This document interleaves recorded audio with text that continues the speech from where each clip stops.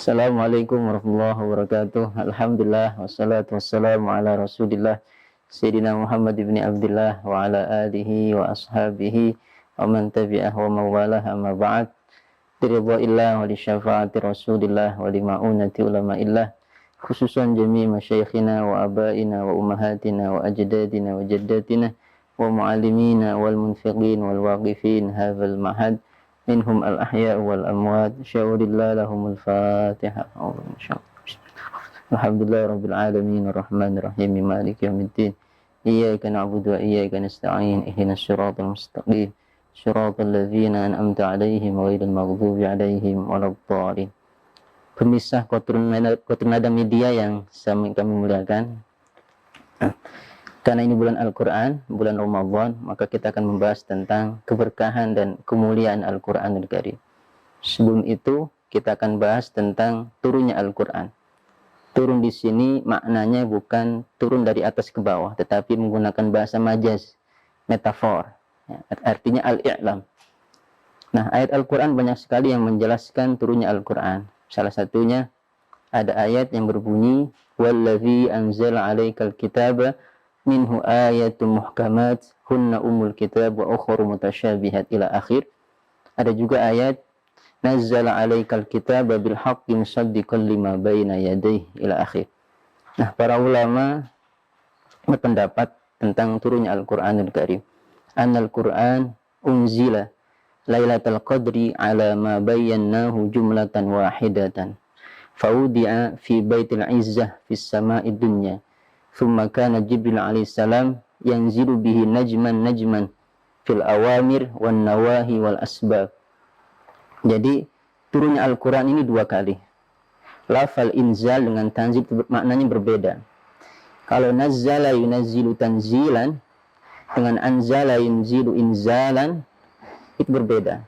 Kalau anzala yunzilu inzalan itu maknanya Al-Quran turun secara jumlatan wahidatan, sekaligus dari Lauhil Mahfuz ke Baitul Izzah. Sedangkan nazzala yunazzilu tanzilan itu Al-Quran turun secara berangsur-angsur, kurang lebih selama 23 tahun lamanya. Itu sebabnya Al-Quran mempunyai susunan yang sangat unik. Tapi hal itu tidak membuat Al-Quran ayat dengan ayat yang lain itu bertentangan. Malah justru ada keserasian antar ayat. Maka ada dalam ilmu Al-Quran ada namanya ilmu Al-Munasabah. Ya.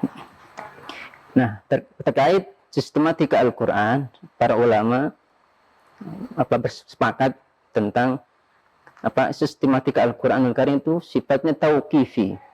Tauqifi itu berdasarkan petunjuk dari Allah Subhanahu wa taala kepada Nabi Muhammad SAW. Jadi setiap ayat Quran turun, Nabi Muhammad merintahkan sahabatnya untuk menulisnya. Terkadang di tembok, terkadang di pelepah korma, terkadang di kulit-kulit binatang, onta dan sebagainya.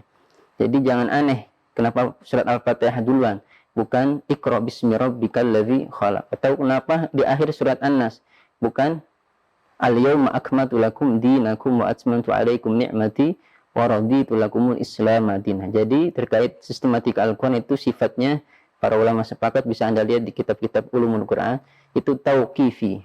Tauqifi itu berdasarkan petunjuk dari Allah Subhanahu wa taala. Lalu Al-Quran secara bahasa saja kita bahas secara istilah, panjang penjelasannya. Terambil dari kata qara'a.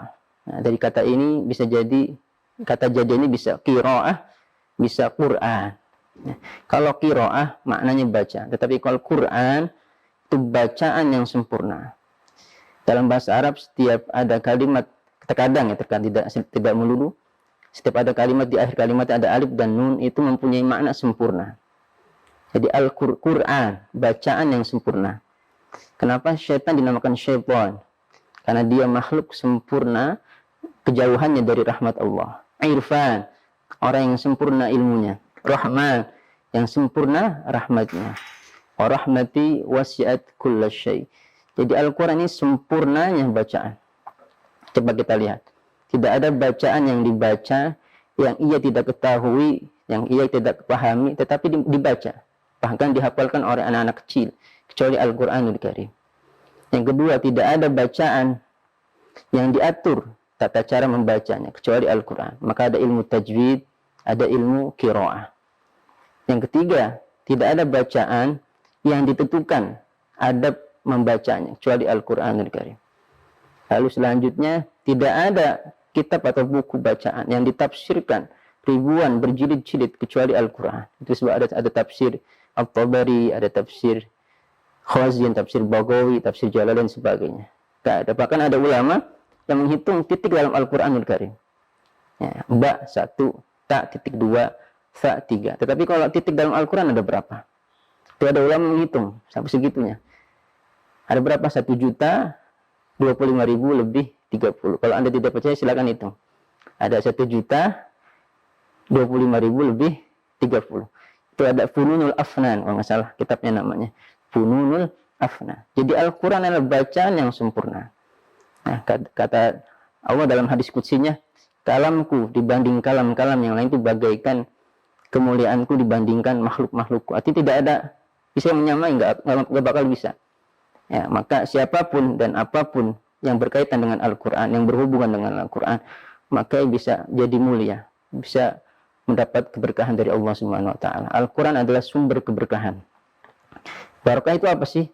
Terambil dari kata barokah. Barokah itu sesuatu yang bersifat kebaikan yang bersifat menetap. Itu sebabnya kenapa kolam dinamakan birkatun. Karena air itu bersifat menetap di situ. Birkatun. Ya. Jadi Allah adalah Al-Quran adalah sumber keberkahan.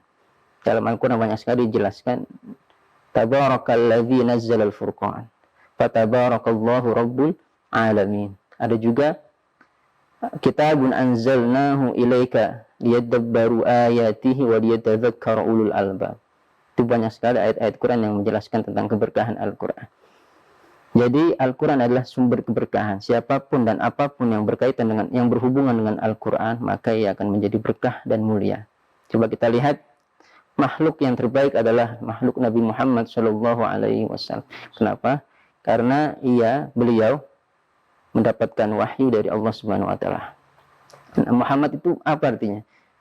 Bukan orang yang terpuji. Kalau orang yang terpuji itu Mahmud, li'annahu minas thulathi. Muhammad maknanya adalah kasrat mahamiduh, orang yang banyak pujiannya. Ya. Kenapa dinamakan? Limadza summiya bidzalik liyutabiqa ismuhu sifatahu. Li'anna dzatahu mahmudatun ala alsinatil awalim. Ya. Haqiqatan wa awsafan wa khalqan wa khuluqan wa a'malan wa awsafan dan sebagainya. Kira-kira. Jadi Muhammad maknanya bukan orang yang terpuji, tapi orang yang banyak pujian. Kafurat mahamiduh. Nah, Al-Quran dengan Nabi Muhammad tidak bisa dipisahkan. Maka pelajari dan gemari itu. Salawat dan membaca Al-Quran Al-Karim. Yang kedua, malaikat ada berapa jumlahnya? Ada jutaan, bahkan mungkin triliunan ya. Tapi malaikat yang terbaik adalah malaikat Jibril alaihis salam. Kenapa? Karena malaikat Jibril mendapatkan tugas untuk menyampaikan wahyu kepada Nabi Muhammad Shallallahu Alaihi Wasallam. Bulan dalam satu tahun ada 12 bulan. Bukan Januari, bukan. Tapi Muharram, Safar, Rabiul Awal, Rabiul Tsani, Jumadil Awal, Jumadil Tsani, Rajab, Sya'ban, Ramadan, Syawal, Dzulqa'dah, Dzulhijjah. Tetapi bulan terbaik adalah bulan Ramadan. Kenapa? Karena di bulan Ramadan inilah Al-Quran turun. Maka yang menjadi mulia adalah bulan Ramadan. Begitupun malam, beserta siangnya. Ada berapa malam dalam satu tahun? Ada 365 kalau nggak salah ya. Tapi malam yang terbaik adalah malam Lailatul Qadar. Nah, itulah keberkahan Al-Quran. Jadi siapapun apapun yang berkaitan dengan Al-Quran, maka ia akan menjadi berkah dan mulia. Ya. Para ulama dalam sejarah telah mencurahkan pikirannya, baik pikiran, tenaga untuk mengkaji Al-Quranul Karim. Itu maka ketika itu juga beliau menemukan hal-hal yang baru dalam Al-Quran. Dan mereka menyadari tentang keterbatasannya. Maka benar apa kata Imam Az-Zarqani, Syekh Az-Zarqani mengatakan, tidak suatu yang aneh jika ada pembelajaran, metodologi pembelajaran yang baru-baru, lebih baru dari sebelumnya. Karena Al-Quran terus berkembang. Saya pernah baca di kitab Sayyid Ali Al-Maliki itu, Al-Qawaidul Asas fi Ulumil Quran. Itu ada Annal Quran tentang mukjizat Al-Quran. Annal mu'jizatal madhiyah kanat hissiyatan tushahadu bil absar kana qatis salih wa asa Musa wa mu'jizatul Qur'an tushahadu bil basirah wa afdalul mu'jizah wal Qur'an. Jadi mukjizat terdahulu seperti tongkatnya Nabi Saleh, ontanya Nabi Saleh, tongkatnya Nabi Musa, ontanya Nabi Saleh, itu kanat hissiyatan, bisa dilihat dengan hissiyah, dengan panca indera saja. Bisa jadi yang tidak beriman itu tidak iman dengan mukjizat Nabi Musa dan Nabi Saleh. Tetapi kalau Al-Qur'an ila yaumil qiyamah terus berkembang. Ya, jadi tadi afdalul mu'jizat wal Quran. Sebaik-baiknya mukjizat adalah Al-Quran. Oleh karena itu di bulan Ramadan ini mari kita dekatkan diri kita untuk mencintai dan membaca, mempelajari dan mengkaji Al-Quran. Yang terakhir, dalam Al-Quran ada ayat sa'asfifu an ayati alladzina yatakabbaruna fil ardi bighairil haqq. Sa'asfifu, akan kupalingkan, kata Allah, an ayati, dari ayat-ayatku, alladzina, kepada orang-orang yatakabbaruna, yang angkuh, yang sombong, yang tidak mau belajar, yang tidak mau membaca Al-Quranul Karim. Jadi kalau kita ingin dimuliakan oleh Allah, maka kita dekati Al-Quran dan Nabi Muhammad SAW. Kurang lebih mohon maaf. Wallahul muwaffiq ila aqwamit thoriq. Assalamualaikum warahmatullahi wabarakatuh.